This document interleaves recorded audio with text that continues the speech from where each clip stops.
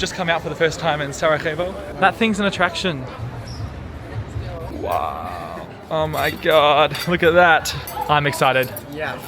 It's our first morning, something really interesting. So these coffees that we order every morning, this morning, they're very small and they come with like almost no milk. So the one yesterday had froth on top, but no milk inside. They're very bitter, but they all come with sugar. We're sitting next to this mosque that we saw. It was built in 1528. I love this about Europe.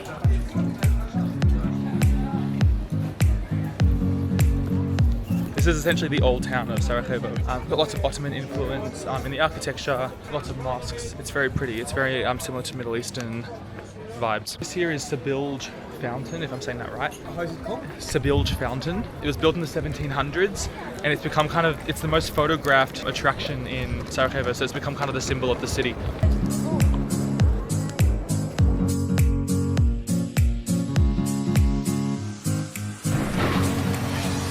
Now outside the Gazi Husrev-beg Mosque. It was completed in 1531 and it's Sarajevo's most important mosque and one of the finest examples of Ottoman architecture in the Balkans. The guy who it's named after was the governor who transformed Sarajevo into a major city.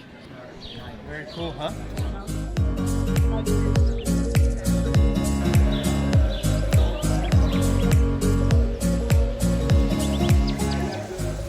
We're hoping to go in, but we're not dressed modestly because you have to wear long pants, or rather just not shorts.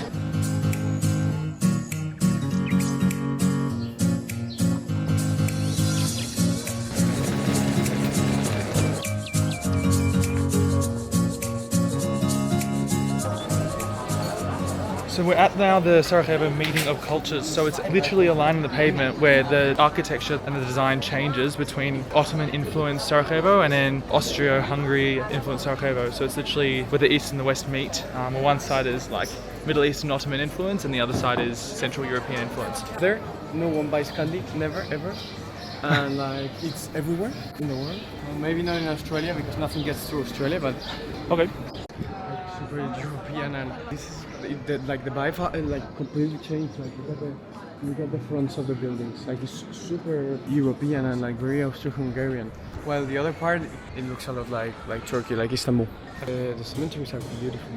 Speaking about, I think yesterday, like we love how the Islamic architecture in the Middle Ages, there's so much attention to detail. It's really quite beautiful.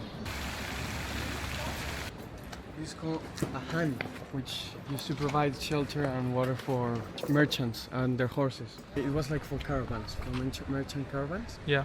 So it had like 50 spaces, and it was built in the 16th century. We're now heading to the Latin Bridge, which is one of the most consequential places in world history because it is right near where Gavrilo Princip assassinated Archduke Franz Ferdinand in 1914.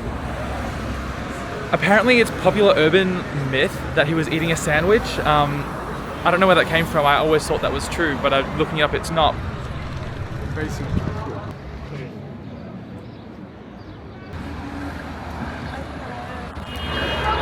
The river's not very deep.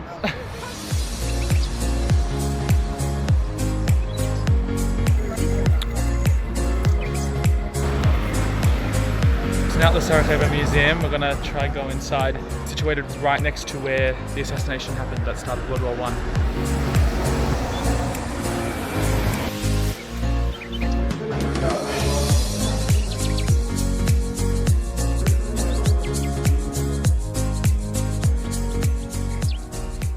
So fascinating to think that this gun changed the whole trajectory of human history.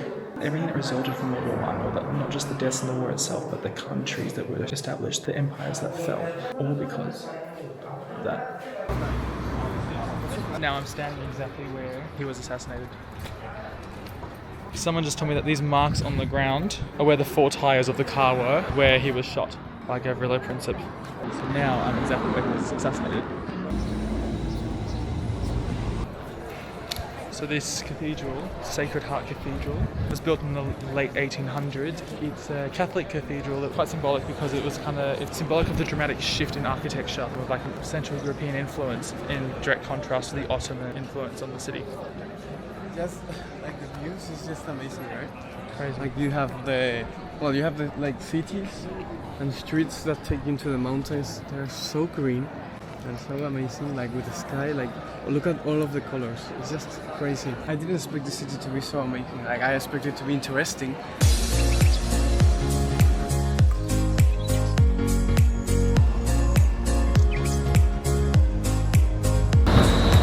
Oh, you said that, yeah. Arrived at the Not So Eternal Flame to commemorate the Bosnians who perished fighting the Nazis in World War II.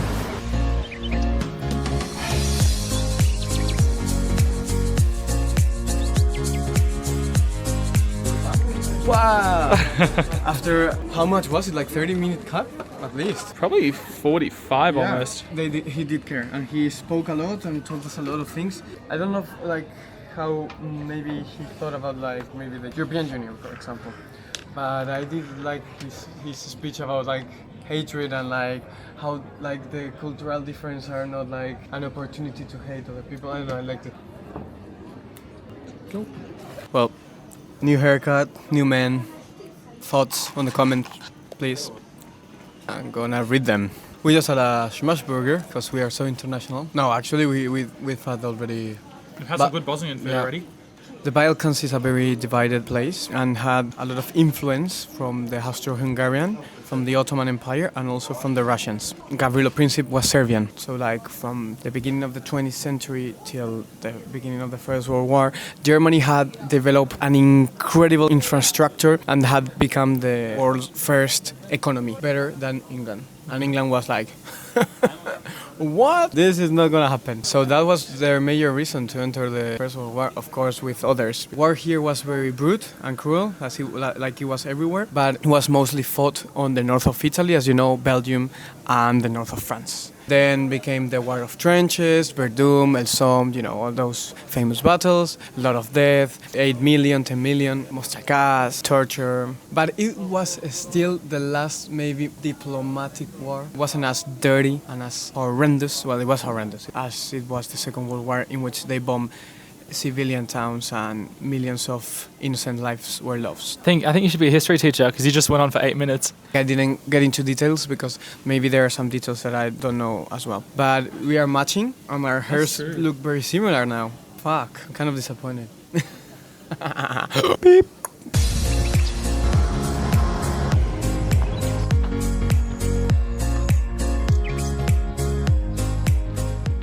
Currently climbing up the mountains that kind of go around the city, and we're heading towards the Yellow Fortress, passing some like beautiful cemeteries along the way.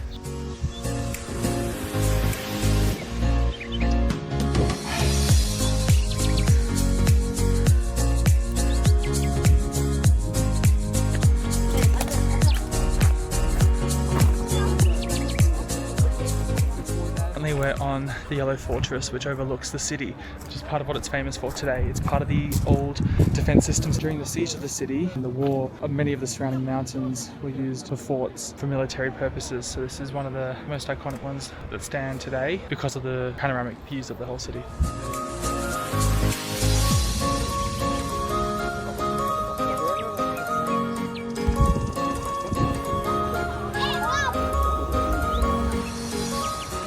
This place is called Atmajin, the Music Pavilion. It's one of the oldest public squares in Sarajevo, historically known for use during the Ottoman era for testing and showcasing horses, as well as for gathering and trading activities.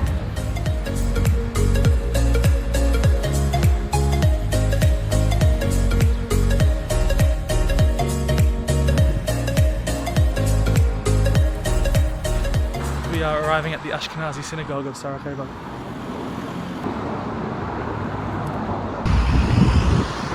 It's closed and we won't be able to get in because there's heavy security, but it's nice to see. Do you think this is holy water? It tastes holy.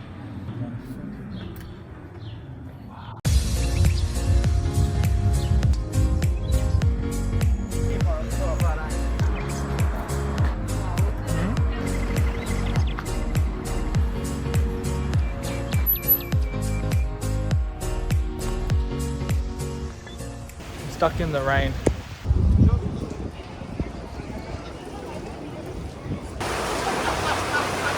World Cup time, baby! Looks like the sky is gonna fall.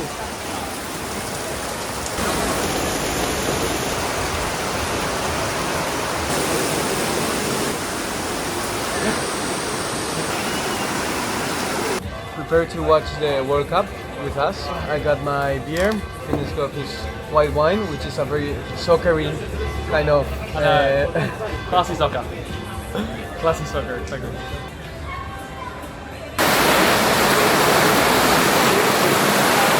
naš gospodar, onda dolazi lahe ma'ana.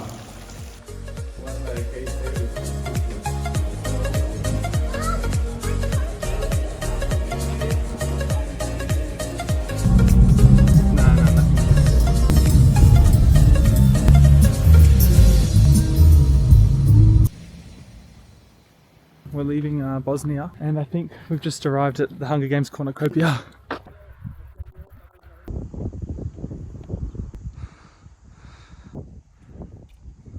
Looks like the brigades. This must be a battle. I think it's a memorial for a... People memory. There's something down there about this being the site of a battle. So I'm imagining it's some kind of memorial for the people who lost their lives there. You know what We're in the middle of nowhere, Bosnia. Look at that, that's nice. I'm... I don't know what it is, but it's Bosnian. It was really nice actually. A lot of cream, loving it. 9 out of 10 for real. Like a lot of flavor.